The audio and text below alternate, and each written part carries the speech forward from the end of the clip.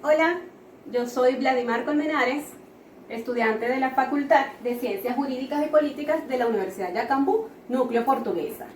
Hoy quiero conversar con ustedes un poco acerca de la fuente del derecho administrativo en Venezuela. Para hablar de fuente del derecho administrativo es necesario conceptualizar lo que es derecho administrativo y fuentes, porque son las dos vertientes o las dos variables que estudiaremos en este caso. El derecho administrativo no es más que una rama del derecho público que se encarga de regular los sujetos de derechos o personas jurídicas que conforman al Estado, bien sea en su sentido orgánico o en su sentido funcional. También, como complejo orgánico, determina su organización y funcionamiento. Vemos allí cómo entra el sentido funcional del derecho administrativo, ya que el sentido orgánico se encarga o distribuye todo lo que son los órganos de la administración pública, pero el sentido funcional es la aplicación o las actividades administrativas que desarrollan cada uno de esos órganos. También se encarga de regular la actividad administrativa siempre de carácter sublegal, en ejercicio de las funciones normativas, jurisdiccionales o administrativas, o las realizadas por los particulares siempre y cuando sean los autorizados por la ley. De igual manera, el derecho administrativo regula las relaciones jurídicas que se establecen entre las personas estatales y las que desarrollan las actividades administrativas y los administrados. En resumen, el derecho administrativo lo que se encarga es de regular las relaciones jurídicas establecidas entre la administración pública y los administrados, que serían los ciudadanos venezolanos. Por su parte, fuentes no es más que el hecho o la causa que origina otra cosa. Para este particular serían todos los actos, hechos, doctrinas, ideologías que resultan determinantes para la creación, modificación o sustitución del derecho. Muchos doctrinarios han clasificado las fuentes en innumerables partes o innumerables tipos de fuentes. Precisamente hablaremos ahorita de las fuentes históricas, que son todos aquellos documentos que han servido como base al derecho positivo.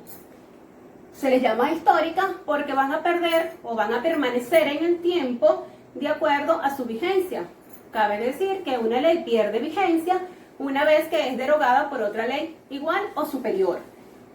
Una vez que pierde su vigencia, entonces pasan a ser fuentes históricas del derecho positivo. Como ejemplo tradicional tenemos los pergaminos y las tablillas que en algún momento de la historia fueron fuentes de creación de una norma jurídica. Por su parte, nos encontramos también las fuentes materiales, también llamadas informales o reales. Estas fuentes son las que surgen de los problemas reales y contextuales de cada uno de los pueblos que conforman el territorio venezolano, porque se adecúan a la necesidad de cada pueblo. Son fuentes materiales o informales porque ellas no contienen en sí mismas la norma jurídica, pero ayudan a la creación, a la actualización, a la renovación de las normas ya establecidas. Como ejemplo de ellas tenemos las jurisprudencias, las costumbres y la doctrina, ya que ellas se dan como decisiones y como aportes a problemas propios que se dan en cada una de las partes del territorio venezolano. Otra clasificación importante son las fuentes formales. Las fuentes formales también las podemos conocer como fuentes escritas, como fuentes directas, como fuentes principales, como fuentes primarias. Y no son más que la norma del derecho positivo, es decir, la Constitución y la ley, que son en Venezuela las que rigen como fuente formal el derecho administrativo. Otros doctrinarios clasifican las fuentes de otra manera o de otro orden. Por ejemplo, las clasifican en fuentes principales, subsidiarias o auxiliares. Las principales vendrían siendo las mismas fuentes escritas, directas o formales, porque en resumen las conforman la Constitución y la ley. Las subsidiarias son todas aquellas fuentes que ayudan a interpretar la norma jurídica. En este caso podría ser la lógica jurídica o la analogía que aplican los juristas al momento de interpretar la norma formal. Las auxiliares son todas aquellas ramas, bien sea del propio derecho o de otra rama científica, que ayudan al jurista de igual manera a interpretar. Tal es el caso del derecho comparado, de la sociología, de la psicología, entre otras. Las fuentes escritas vienen a formar también parte de las fuentes formales, pero podemos conseguir también fuentes materiales o informales dentro de las escritas, ya que es toda fuente o todo documento escrito que en sí mismo regule parte del derecho, como por ejemplo la Constitución, la ley, las jurisprudencias, las doctrinas son parte de las fuentes escritas, mientras que las fuentes no escritas son todas aquellas que es la misma actividad en la sociedad la que se va a ir determinando en ella. Por ejemplo, la costumbre. Otros doctrinarios clasifican el orden de las fuentes en primarias, secundarias y terciarias. Las fuentes primarias serían también las mismas fuentes formales, ya que de ellas se desprenden o ellas son el sustento para la creación de otras fuentes, como es el caso de la Constitución y de la ley. Las secundarias son las que se desprenden precisamente de las primarias. Podemos nombrar en ellas los reglamentos que se desprenden de las leyes. Y las terciarias son aquellas otras fuentes que se desprenden tanto de la secundaria como de las primarias. Podemos nombrar aquí entonces la costumbre, el orden público de la sociedad. Toda esta clasificación de fuentes nos conlleva a determinar cuáles son los principios fundamentales de las fuentes del derecho administrativo. Entre ellos se encuentran 4 principios. El principio de jerarquía, que aplica de acuerdo a la clasificación de la norma.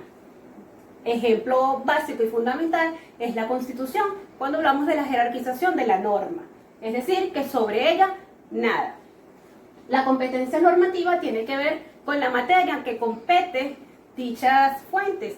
Para este caso, la materia es derecho administrativo, porque cada una de las fuentes que se aplica o que aplica el jurista deben prevalecer y deben fundamentarse en derecho administrativo. La sucesión cronológica tiene que ver con las fuentes históricas o con la aplicación en el tiempo de estas fuentes. No podemos, o el jurista no puede aplicar fuentes que estén derogadas o leyes que estén derogadas, sino que debe aplicar las que estén vigentes. Y la especialidad de la norma, pues tiene que aplicar la norma de derecho administrativo. Cuando haya colisión entre una u otra ley, pues prevalece la especialidad de derecho administrativo. Ahora bien, una vez detallada lo que son la clasificación de las fuentes, podemos agrupar estas en 2 grandes grupos o 2 grandes categorías, que serían las fuentes informales y las fuentes formales. Las fuentes informales más comunes que conseguimos son la costumbre, que resulta de la práctica constante y uniforme de un comportamiento con la convicción de que responde a una obligación jurídica. Es decir, es un comportamiento repetitivo que se aplica en determinado espacio geográfico del territorio o de la república y que trae consigo la inducción a la creación de normas o a la creación de otra fuente formal. Las jurisprudencias, que son aquellas soluciones dictadas por el Tribunal Supremo de Justicia para casos abstractos, para casos donde haya poca o ambigüedad en la ley, entonces el jurista o el Tribunal Supremo de Justicia, en la sala que corresponda, pues deciden a través de sentencia definitivamente firme una solución que es aplicable a todos los tribunales de la República según lo determina el Tribunal Supremo de Justicia. Y la doctrina, que son aquellos estudios científicos elaborados o realizados por diferentes estudiosos del derecho.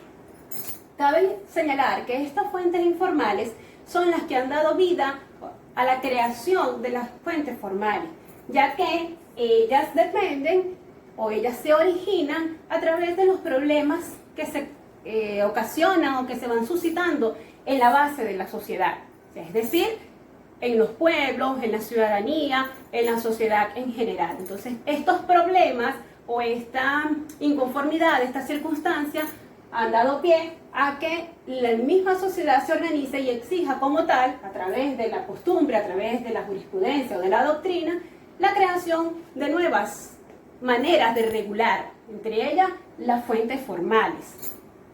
Si atendemos al sentido orgánico de lo que es el derecho administrativo, entonces podremos ver cómo el poder público competente para producir determinadas normas jurídicas es el que se encarga de la creación de las fuentes formales.